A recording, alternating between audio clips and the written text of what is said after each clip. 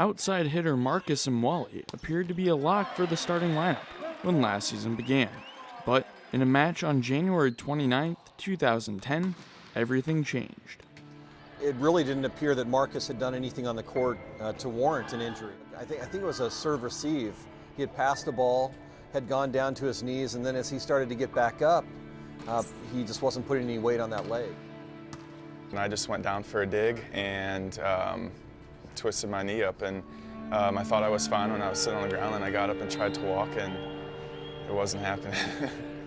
I'm standing over on the sideline. Marcus walks over to me and says, "Coach, I need to come out. There's something wrong with my knee." So I subbed him out of the match, and then as we got him to a doctor and had his knee examined, and the next week we found out that he had torn his meniscus. I thought maybe I was out for the game, like I maybe just like sprained something or pulled something, you know.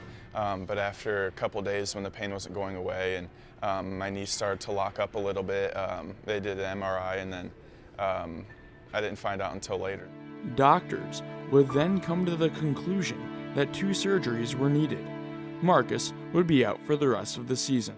They were going to do 2 different surgeries while I was in there. They were either going to try to repair it or just cut it out, depending on how mangled up my meniscus was.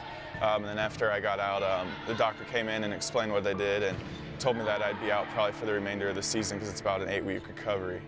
2 separate times he had surgery to suture the part of the meniscus that had torn back down and try to get it to heal so that he would have a fully functional meniscus later on in life that's going to help him avoid arthritis and other issues. And after 2 times of unsuccessful surgeries that went wrong again, and Marcus got back into severe pain in his knee, they decided to go ahead and cut out the portion of his meniscus that had torn, and that seems to be working much better.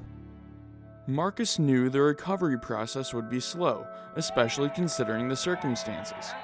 With a torn right meniscus, Marcus would be unable to serve his team as either an outside attacker or as a serving specialist.